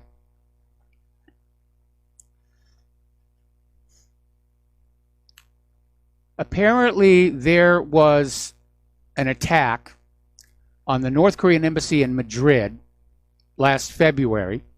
Apparently, a group of unidentified people broke into the mission, blocked the diplomats, and seized computers. Now, according to El Confidencial newspaper, Spain's national police and the Foreign Intelligence Unit of the National Intelligence Center are looking at all possible versions of what happened. Nevertheless, the sources told the newspaper that the theory that the U.S. intelligence agencies were behind this attack is gaining momentum. All right. Last week, our corporate media was filled with these satellite pictures showing that there was new construction activity at 2 launch facilities in North Korea. And this was followed up by saying, oh, they're getting ready to launch. They're getting ready to launch. We can see it in the satellite. They're getting ready to launch. But according to this story out of Zero Hedge, experts looking at the photos are saying there's absolutely no indication of any pre-launch activity. It looks like they're repairing and refurbishing the facilities. But there are no rockets on the gantries. It doesn't look like they're getting ready to do anything. This is, again, it's corporate media propaganda to keep up the fear. Oh, I'm afraid of North Korea, which, considering where I'm sitting, that's a reasonable situation. Over in Gaza, Israel has bombed them for the 3rd night in a row in what is being called a vigorous response ordered by Netanyahu in response to an explosive balloon. This is a helium balloon with a firecracker on it, is basically what it is. Only one of these things has ever caused any real damage in Israel, and it broke a window. That's how powerful they are. Which makes me suspect that this is not Hamas who's doing these explosive balloons. Because Hamas is not going to do something that they have to know is going to be totally ineffective, but will provoke an Israeli response. So I think these balloons and these bottle rockets are being launched by agent provocateurs. And even this article is saying this vigorous response against Hamas was ordered by Netanyahu as part of the gearing up for his re-election. By the way, during the commercial break, I was looking for more sources and sites on that claim that Syria is saying that if the IDF does not leave the Golan, they will attack Israel. I can find no source for it other than the Israeli media. And as I mentioned before when I talked about the story, not a word from the United Nations. So I think that may be a propaganda run-up primarily for the benefit of the Israeli people, for a huge explosion inside Israel to be blamed on Syria. And with the elections coming up very quickly, it's liable to happen very, very soon here. The Great March of Return in Gaza is now in its 50th week. 2 more weeks will be the 1-year anniversary. And since March 30th of last year, protesters in Gaza have demanded the right to return to their homes and villages in historical Palestine, which they were promised both by the United Nations and by the then newly formed State of Israel. The protesters are also demanding an end to Israel's 12-year blockade of the Gaza Strip, which has gutted the coastal enclave's economy and deprived its roughly 2 million inhabitants of many basic commodities. So this last Friday, more than 7,000 Gazans demonstrated, more than half of them women. And I imagine in 2 weeks there's going to be a massive, massive demonstration. And Israel needs to be very careful how they respond to it, because the eyes of the world are watching what's going on. And the optics are very bad. The Great March of Return, they are succeeding in that world opinion is turning against Israel. Getting on back to the United Nations, a lot of people are starting to take them to task because the United Nations created this list of Israeli and international companies that profit directly from Israel's illegal settlements in the occupied territories, and they're sitting on it. They're refusing to publish it. Activists want to know the names of those companies so they can be targeted for boycotts, and obviously Israel doesn't want that to happen and has applied the appropriate, shall we say, motivation to the United Nations to not have that done. Okay, this is going to make the people of Idaho feel really comfortable and secure. Apparently, police in Idaho were forced to close down a highway after a semi-truck carrying missiles for the military crashed. Okay, this truck veered off the main road at a rest stop along I-90 in northern Idaho on Friday night. And the driver was aiming for the interstate on-ramp, but instead accidentally drove into the hazardous material containment area. So that's very thrilling. Now, for those of you who are concerned about this, you need to understand that U.S. munitions, bombs, are designed to be as safe as possible until they are used. And obviously, these missiles would not be on the truck with the detonators.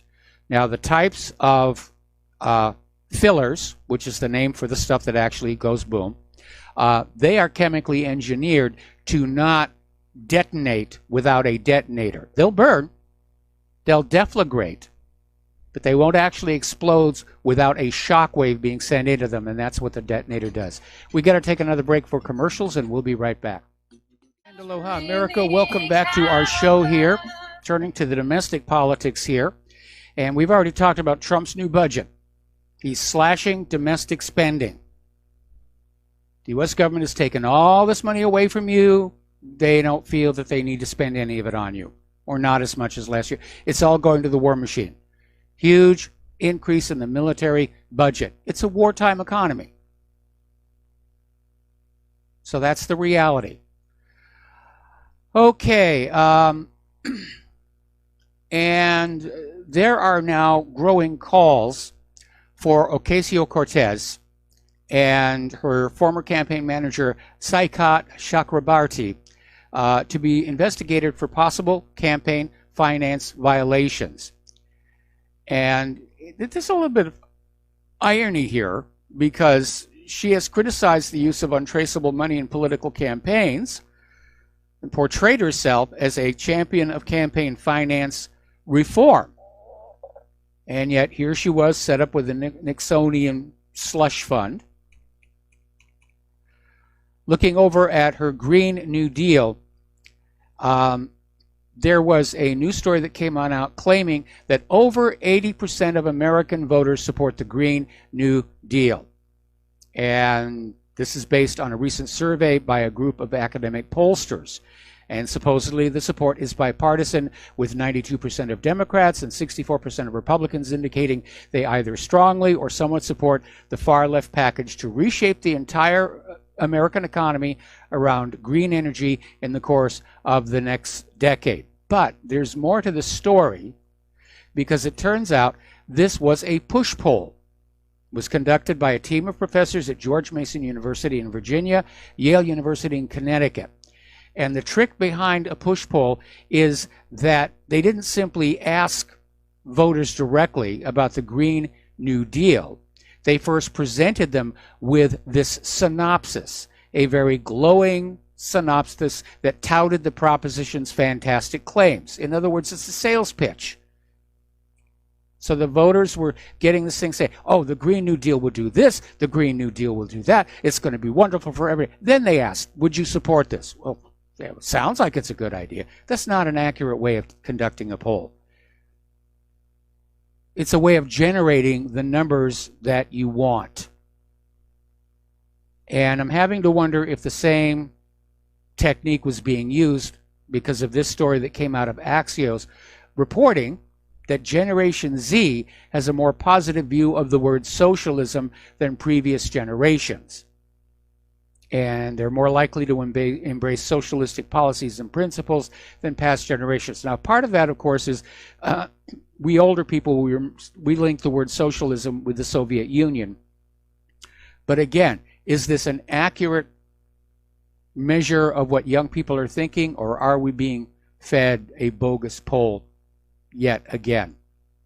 This, by the way, came from Harris Poll. Alrighty, we're going to take a break for station identification, and we'll be right back. Aloha, America. Welcome back to our show, hour number 3. And getting on back to Alexandria Ocasio-Cortez, basically claiming Fox News is propaganda. And she sort of went after Devin Nunes, trying to make him look dumb for joking about straws being illegal in California. But it's backfired on her because, in point of fact, California did pass a law that says restaurants are not allowed to simply hand out straws. The customer has to specifically request them, because apparently now plastic straws have become the biggest threat to life on Earth. And here I was worrying about those nuclear weapons. Now, here's some good news. This should really kick off some things. The Second Circuit Court of Appeals has sided with Chernovich and is ordering the records unsealed in the Jeffrey Epstein case unless good cause is shown. Now, what that means is, pardon me, as you know, Jeffrey Epstein got this sweetheart deal, basically a wrist slap over this issue of basically sexually abusing underage girls in his Florida mansion. And apparently a lot of high-profile people were involved with that. And he's got his own private jet, which he calls the Lolita Express. There's a dead giveaway. And he's got this island getaway as well. And so all of a sudden it's come on. What's going on? How did a guy who committed these horrific crimes just basically walk away from it?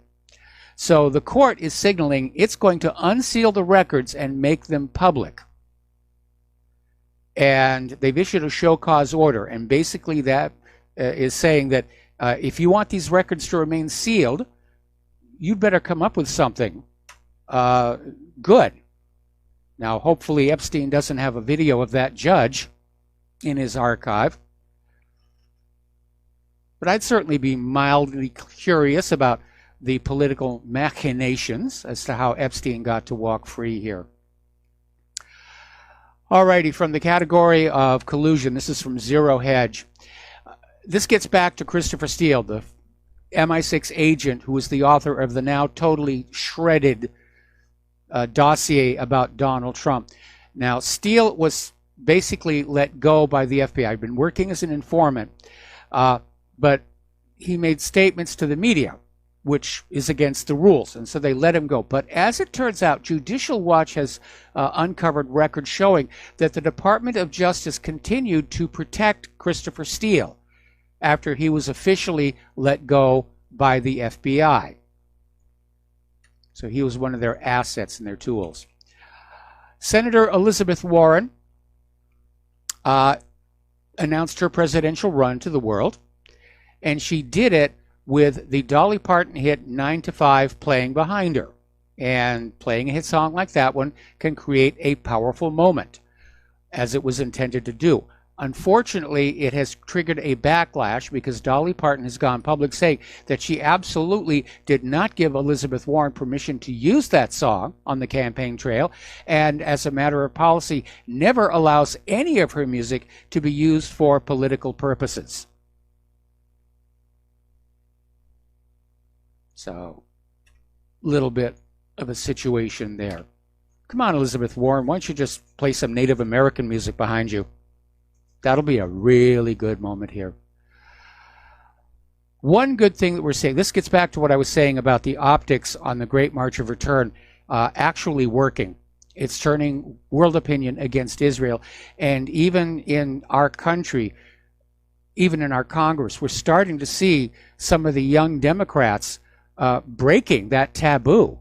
And they're starting to criticize Israel. That includes Tulsi Gabbard, our own Hawaii's own Tulsi Gabbard, Alexandria Ocasio-Cortez, and Ilhan Omar.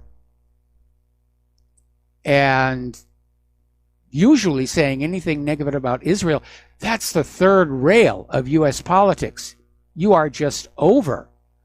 And I'm glad that Ilhan Omar is weathering the attacks against her, along with Alexandria and Tulsi, because they shouldn't back down. They're not in that Congress to take care of Israel. They're in that Congress to take care of we, the American people. And we need more just like them. As we reported last week, whistleblower Chelsea Manning was arrested after a federal judge found her to be in contempt of court for refusing to respond to questions about the 2010 WikiLeaks leak, which made WikiLeaks and Chelsea famous, was where they intercepted and decoded this video from a helicopter showing them basically shooting up a camera crew.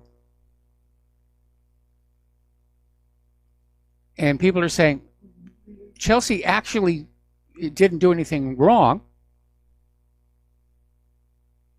being a whistleblower, and neither did WikiLeaks. And that's the thing. This secret grand jury that Manning was testifying to is thought to be connected to this supposed charges they're bringing against Julian Assange. Now, this article, which appeared over in Sputnik News, is saying that Manning's arrest is basically showing that the U.S. government is willing to take revenge against anyone who challenges Washington and its political point of view. And that certainly seems like that's exactly what's going on here. Now, as far as WikiLeaks is concerned, again, Julian Assange hasn't actually done anything illegal. He did not solicit classified information. It was handed to him, and he reported it as a member of the independent media. And again, going all the way back to Richard Nixon and the Pentagon Papers, the Supreme Court ruled that classified information could be shared in the national interest, that the press was given the First Amendment to serve the governed and not the governors. All right, we're going to do a shout out now to our on-air affiliates who are just now rejoining our network. So we're seeing a war between the corporate media and the independent media. They're trying to get us censored off of the corporate social media platforms. That's actually resulting in people leaving those corporate media social platforms, which they don't want to admit because that's a decline in their ad revenues. Meanwhile, story coming out of AP News is talking about how paper newspapers are folding by the hundreds. Small-town newspapers, there's a decline in readers. People don't trust the newspapers anymore. They don't trust the corporate TV news. They're going on out to the web with a search engine and try and find out what's really going on before they have a mushroom cloud out their living room window. Part of the trend here, this is rather interesting, this is over in the Daily Mail. Apparently more and more corporate news organizations are switching to AI to produce stories, personalized news delivery, and in some cases sift through data trying to find important news. And this article is saying, will they ever replace traditional reporters? Well, I don't know. Most of the prostitutes and correspondents these days have been acting like robots all along. Yes, I will put this in my news story. No, I won't mention the bad stuff. So let's talk about the economic news. The indicators are not good. Yes, the stock market had a really good day today, but there's an interesting little article that came out of Investment Watch blog basically saying there are two completely different perceptions about the economy. And one side is clearly ignoring reality and telling you everything is just fine, just go on spending and everything's going to be okay. The other side is looking at the numbers and it shows the economy is extremely fragile. It's weaker now than it was during the financial crisis of 2008. And the odd part is that no matter how strong a bubble becomes, how visible it is, it's always ignored until it's too late. Because people make money off of those bubbles. The skill of the game is to leap off just at the point it's going to pop. And then, of course, the losses are dropped on smaller investors and ordinary people. Article out of Zero Hedge. The $64 trillion question, with foreigners stepping aside, who will buy U.S. treasuries? And that's been a question a lot of people are asking. Well, the answer is really quite simple. The Federal Reserve is just creating new money out of thin air, and it buys up the treasury bonds, trying to keep the system going for a while. Now, the result is that between 2008 In the fall of 2014, there were 3 successive rounds of quantitative easing, and it quadrupled the monetary base of the U.S. dollar from less than 1 trillion to more than 4 trillion. They've been trying to hide the inflationary effects of that, but I imagine that much of that 4 trillion has now been used to buy up some of those treasury bonds. The entire system is being rigged just to keep it going, just to keep it ticking along here. Now, countries all over the world are getting anxious about their gold, which is not under their own control. We had that situation years ago with Germany trying to get their gold back, Venezuela getting their gold back, and now Romania has introduced a bill to repatriate its gold reserves. And it's straining the system because there are a lot of people who think that gold isn't all there anymore. We did a segment on America's Book of Secrets about that. China, Russia, India, Poland, and Turkey are just a few of the countries that have made no secret of their plans for long-term accumulation of precious metals in order to diversify their national reserves out of the U.S. dollar and into hard money. All I can say to Romania is good luck getting it back. Now, Romania supposedly holds 103.7 tons of gold, or at least they believe they do. At some point, the gold vaults are going to come up short. And that's when there's going to be a gold run here. Experts are predicting that New York City is heading for financial ruin, and it could go bankrupt for the first time in 40 years. Now, the last time the city came close to filing for bankruptcy was back in 1975 when former President Ford refused to give the city a bailout package to settle its debt. What's going on today, of course, is individuals and businesses are leaving the city for lower tax areas, and city government spending is at an all-time high, including dealing with the homeless crisis and the immigrants. So basically, New York is facing bankruptcy due to the high taxes. The taxes basically drove away the producers, the earners, and left behind liabilities. There's even word that New York will soon impose a departure tax, where they will literally tax you for wanting to leave New York. You know, we're moving down to Florida. Oh, no, that's going to cost you a lot there. We've been hearing a lot about Venezuela's oil company and how much trouble they're in, but it turns out that the world's most indebted oil company is actually Pemex in Mexico. And apparently Standard & Poor's has become the latest in a succession of rating agencies to downgrade the company. Now, Pemex is state-owned. It's owned by the Mexican government. That's one of the trends that we saw across South America. State-owned oil companies. That's what they have in Venezuela. That's what the U.S. oil companies want to bring to an end. So, looking at this article and looking at the numbers, is the United States starting to do to Mexico today what they've been doing to Venezuela for years? I've been talking about this tendency for the United States to, instead of improving our productivity and our manufactured goods and our agriculture, to simply arm twist other countries to continue to do business with us. And here's a good example. Apparently, the United States government is now warning Germany not to use Huawei products in the rollout of their next generation 5G products, or they will lose intelligence sharing with U.S. intelligence agencies. And Marco Rubio is out there basically ripping Italy for its desire to sign on to the One Belt, One Road initiative. And so Rubio's just out there, how dare you, the Italians' openness to joining this. It's stunningly naive here. And what he's basically saying, paraphrasing him, so you don't dare do business with them. You only do business with us. What do we have that we're going to do business with there, Marco? Everything's crumbling.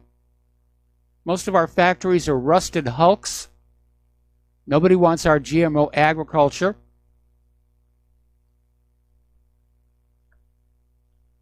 Anyway, we're continuing to see all these retail outlets on death watch. This is coming from money.com, and they're talking about all these stores that are just going into bankruptcy and shutting down. You can't tell me this economy is booming. You have to look at all these indicators corporate media is feeding at you and recognize them for what they are: propaganda. ICE down on the border is once again having to drop dozens of migrants at the Phoenix bus station. They're simply overwhelmed. They don't have the resources to keep these people, which they're supposed to. They're just letting them through, putting them on buses, except for 2,200 who have now been quarantined over these unprecedented disease outbreaks. These migrants are carrying everything from mumps to chickenpox. This is a health crisis, along with an immigration crisis. And here comes confirmation for something I've been telling you all along. Story out of the Gateway Pundit. The Democrats have rejected a motion that says only Americans can vote. They openly support foreigners to carry them in 2020. Now, House Democrats passed the For the People Act, and basically the legislation makes it legal for illegal Americans and foreigners to vote in elections. The bill also makes voter harvesting legal. They're getting ready to steal 2020. They're not even trying to hide it. Now, Republican Representative Dan Crenshaw offered a motion to the amendment to reaffirm that only U.S. citizens should have the right to vote, which is the law, and Democrats rejected the vote. Now, I'm not sure what the Democrats are thinking they're going to be able to do here, because Trump is certainly going to veto this. Nancy Pelosi was at a press conference in Austin, Texas, saying that our new immigrants, have a right to vote. That's the new buzzword. We don't call them illegal anymore. They're new immigrants. They just haven't been processed is all. But by golly, they should have a right to vote because we know they're going to vote Democratic. They're not even trying to hide it. They're going to steal 2020 with illegal immigrant voting. And Trump is sitting on his rear end in that custom form-fitting chair in the Oval Office, and he doesn't seem interested in doing anything about it. Somebody needs to talk to him from his campaign headquarters and just say, look, you're going to lose this one. Everything that Trump and those who supported him had to overcome in 2016 is going to be quadrupled to take him out.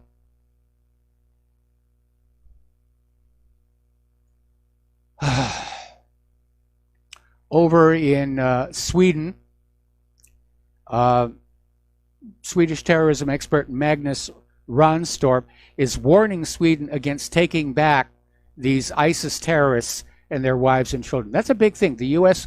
is now saying we have all these ISIS terrorists in Syria that we trained, and they're ready to go back home, and you got to take them. We'll be right back after these words from our sponsors. And aloha, Mirko. Welcome back to our show here. Over in Finland, they're basically in trouble. And apparently the government has literally collapsed over the cost of their universal health care program. Denmark and Sweden are also in trouble. And, Finland has long been touted by American socialists as nirvana, where everything is free and everyone is happy. And fiscal reality hit Finland's government as it collapsed Friday. See, socialism only works as long as you have other people's money to spend. And when you run out of other people's money, it comes down. Now, where this is going to be felt most here in our political structure is with the campaign of Bernie Sanders, who has been hanging his socialist mantle, if you will, on the success of Finland's socialist structure. Oops, Bernie. I mean, ultimately, socialism doesn't really work. It did succeed in lasting a long while in the Soviet Union, but in the end it came apart. You've got to have a system in which people are encouraged to work, encouraged to excel, encouraged to take responsibility for their lives. And those who don't want to work and produce get abandoned, unless there is extenuating circumstances like, injury or illness. We do have to take care of our helpless. But the nanny state really doesn't work. All right, we're about 19 days away from the deadline for Brexit, and apparently the push to keep Britain in the Eurozone is really ramping up. It looks like British lawmakers are probably going to reject Theresa May's latest exit deal, and there is even talk she's going to be forced to step down. March 29th is it. That's when Great Britain is due to leave the European Union. And Theresa May is scrambling to secure last-minute changes to the exit deal before Parliament votes tomorrow on whether to approve the deal. Now, if she fails, and that now seems likely, Parliament may force May to seek a delay to Brexit, which some say could see the 2016 decision to leave the bloc completely and totally reversed. I think that'll get the British people into the streets in their yellow vests. Anyway. Okay, I want to talk about this. Not good news for Boeing. Apparently, Sunday, an Ethiopian Airlines passenger jet bound for Nairobi crashed just minutes after takeoff, killing all 157 people on board. This plane was a Boeing 737 MAX 8. This is a new model, and they had a similar crash in Indonesia in October on Lion Air, and the Lion Air jet crashed near Jakarta, again, minutes after takeoff, killing all 189 people on board. Now, what's really interesting is that in both cases, the pilots radioed to the airport that they were going to have to turn around, that they were having difficulty with the aircraft maintaining a stable altitude, that it seemed to be misbehaving and porpoising. And they were saying they were having difficulties, they wanted to turn back, and they didn't make it to the airport. So all of a sudden, people are now wondering, is there in fact a design flaw in this aircraft? And Boeing is now under scrutiny. China has grounded their entire 737 MAX fleet, saying it's not going to be allowed back into the air until somebody figures out what the heck is going on. And a lot of other global carriers are following suit. And Boeing's stock price took a major hit on this. So, okay. At the same time, the Ethiopian Airlines Group announced temporary ban on operating their 4 737 MAX planes after the crash as a safety precaution. Cayman Airways, Mongolia, they're all shutting it down. That plane is basically going to be a lawn ornament at this point. And I feel sorry for all those people at Boeing who work on these aircraft, and it's a beautiful looking aircraft. But we've been hearing all these stories about, Boeing used to build these amazing aircraft that just didn't go wrong. I mean, the 707 was legendary. And the 707, of course, got to be prominent in aviation because of the disaster of the de Havilland Comet. The de Havilland Comet was the world's first jet-powered passenger plane, but their windows kept popping out, and the plane was basically grounded. Passengers didn't want to go on it, and that's when Boeing stepped in with the 707. And it was a huge success, but lately it seems like everything Boeing produces has got problems. We'll be back after these few words. Aloha America, welcome back to our show here, and we're going to take a moment here to wander through the beautiful fairy tale landscape of political correctness. Now, apparently out at Reed College in Oregon, the dorm advisors were given a tolerance training program, which included a graphic showing Make America Great Again as an example of covert white supremacy. And the outlet said that the pyramid graphic divides white supremacy examples into overt and covert, and declared that Make America Great Again was part of the covert white supremacy. It's a little bit out there here. Now, this is a very, very interesting story, and it touches on a lot of things. This is from Chimp Planet. The National Alliance on Mental Health has a statistic. More than 25% of college students have been diagnosed or treated by a professional for a mental health condition within the past year. Now you let that sink in. 25%. Colleges are basically turning into psychiatric screening centers and medical clinics. Because you know, these more than 25% of these college students, how is their mental health condition going to be treated? Pills. Now you get on back to my concerns about prescription psychiatric medication. I think we just found the source for all this bizarre behavior we're seeing on college campuses. I think all this, I'm triggered and I need safe spaces and all the rest of that, it's coming out of a bottle. And these drugs are dangerous and destabilizing. And of course, somebody who's got a mental health condition, who's been diagnosed as having a mental health condition, they get to play victim again. All righty. Oh, you're going to love this one. Actress Deborah Messing, basically to celebrate International Women's Day, tweeted a photo of cupcakes she had made with vagina-shaped frosting on the top. Did a very nice job on them. Got a huge backlash, okay? Because it was an insult to transgender women who don't have a vagina. How could you be so heartless? It's amazing.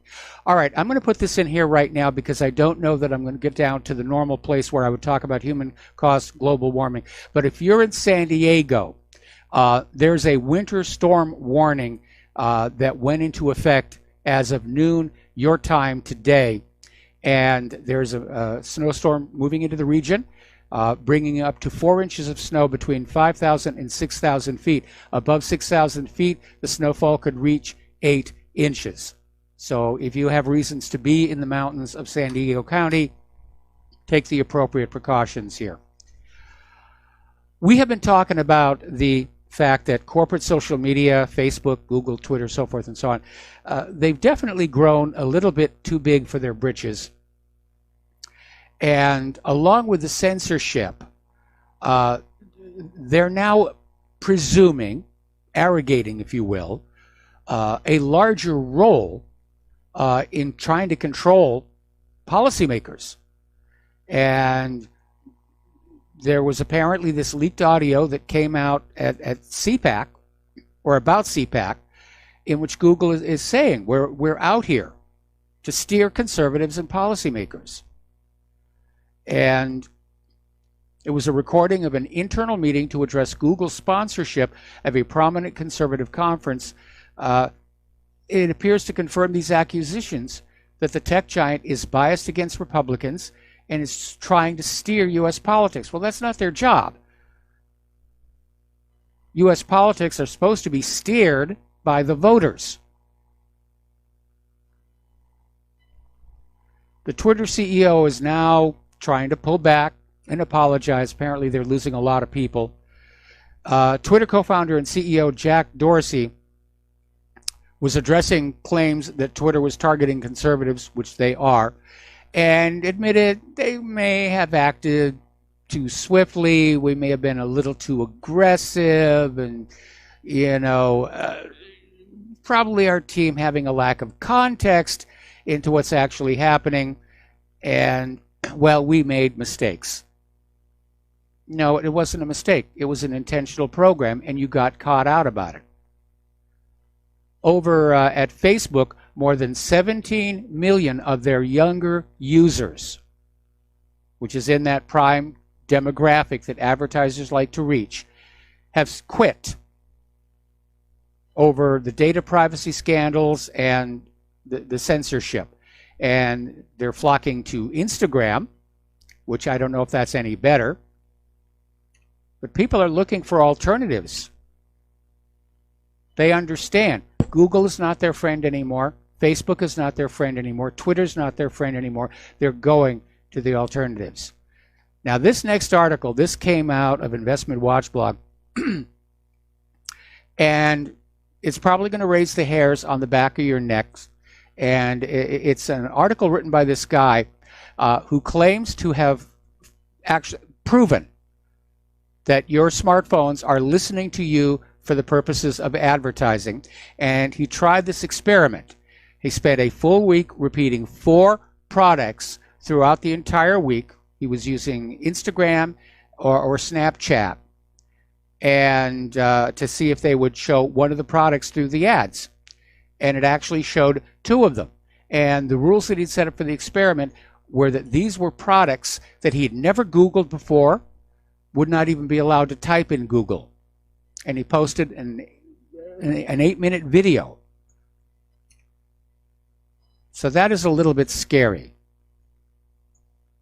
So if you've got one of those digital assistants there, you need to be careful. And if you need a private conversation, you got to put your smartphone in another room or wrap it in aluminum foil or get one of those RFI cases. Over in Russia, there's a major protest going on against new restrictions on the internet. And Russia basically backed tighter controls, saying it's necessary to prevent foreign meddling in Russia's affairs. But critics are saying it's like an online iron curtain, and critics say it can be used to stifle dissent. So they had this rally in Moscow, 15,300 people, and they're saying if we do nothing, it will get worse. Actually, we need more of that sort of thing here to deal with the censorship and restrictions being imposed on our internet. So the Russians are way ahead of us on that one here. Now, I want to talk a little bit about Captain Marvel. I normally do not do entertainment news, but something very weird is going on. First of all, I want to start with the movie itself. The trailers I've seen, it's impressive CGI and not much else. And a lot of people are already concerned because the original Captain Marvel was a guy. And like we saw in that disastrous Ghostbusters movie, they decided, well, we're going to feminize it. It's time for the women to have, their superheroes. Well, whatever happened to Supergirl or Black Widow? Anyway, Tim Pool reviewed it, said it's awful. There are plot holes and bad writing. A similar review came on out, basically saying it's fun for kids, it's swill for adults, and basically condemning it as having nothing intellectually challenging. It was described as shallow as a pool of water on my sidewalk after the rain. So there we are. But on the corporate media, we're hearing, it's a great movie. Everybody loves it. And here's where it gets really interesting. Apparently, RottenTomatoes.com, which is supposed to be this grassroots film review site, has admitted to removing thousands of negative audience reviews for Captain Marvel. Now, they're blaming a bug on this, and their other defense is, well, there were just so many of these bad reviews, it had to be a bot or a troll farm. Why would anybody care? So, and here's where it gets ridiculous. Brianna Wu is calling for government legislation in response to the negative Captain Marvel reviews. They literally want a law now that you cannot give a Hollywood film a bad review online. Boy, that's just amazing here. Just amazing. Okay, getting into computers a little further here. Apparently, smart alarms left 3 million cars vulnerable to hackers who could literally not just open the cars, they could turn off the motors remotely. And they allow these potential hackers to track the vehicles, unlock the doors, cut off the engine. And apparently the vulnerabilities were exploitable with 2 simple steps. This was discovered by pen test partners who discovered the flaw. The problems are found in alarm systems made by Viper and Pandora Car Alarm System, 2 of the largest smart car alarm makers in the world. The 2 brands have as many as 3 million customers between them, and they make high-end devices that can cost thousands. And like other smart devices, smart car alarms offer people convenience. They allow owners to find their cars from a distance and unlock their doors from the phones. But apparently, criminals can get into them. Don't people test these things before they put them on the marketplace? This one is a little bit scary. We mentioned this about a week ago, where the United States government has now reapproved experiments to create a form of the bird flu, which is airborne, air transmissible, which makes it much easier to infect humans. Now, the scientists are saying they want to study the virus to protect human health so they can learn more about it and be better prepared for a pandemic. But Professor Steven Salzberg, who's a biomedical engineering expert at Johns Hopkins University in Maryland, says he cannot fathom why the U.S. National Institutes of Health has permitted this research to happen. People are very concerned in 2 areas. One, what happens if they drop a beaker? And more importantly, is this going to be developed as a biological weapon?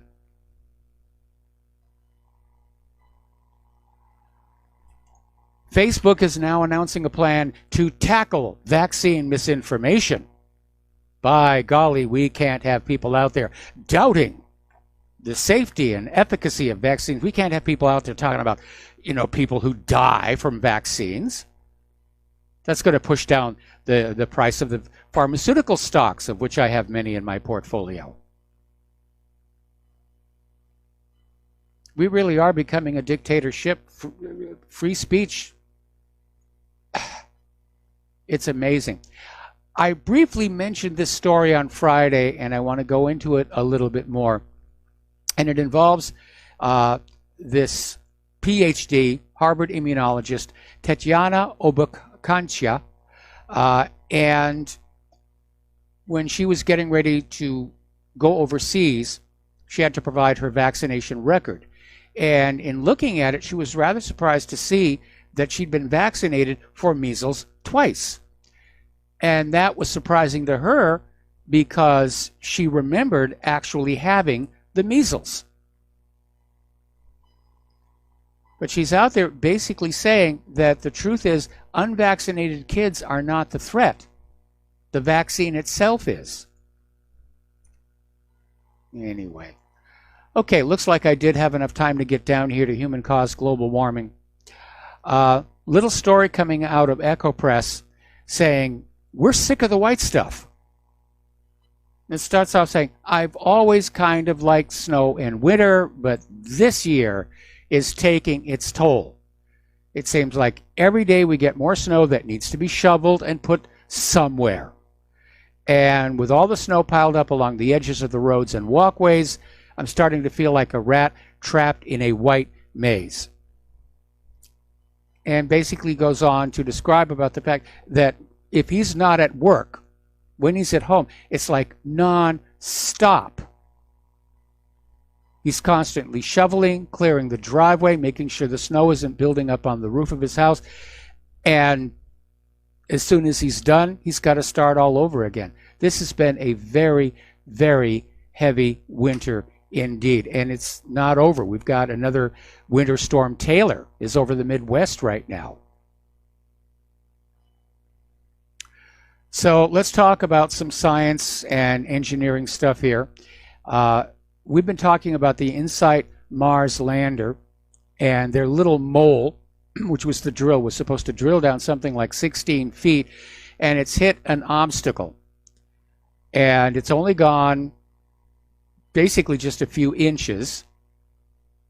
And the data is showing that the mole is at a 15-degree tilt and has hit some rock or gravel. Now, the interesting part about this, I'd commented last week about why didn't they go with a longer scoop like we had on Viking, where you can just back it out and go someplace else. It turns out that this drill was designed to get around rocky obstacles. It was designed by an instrument team in Germany.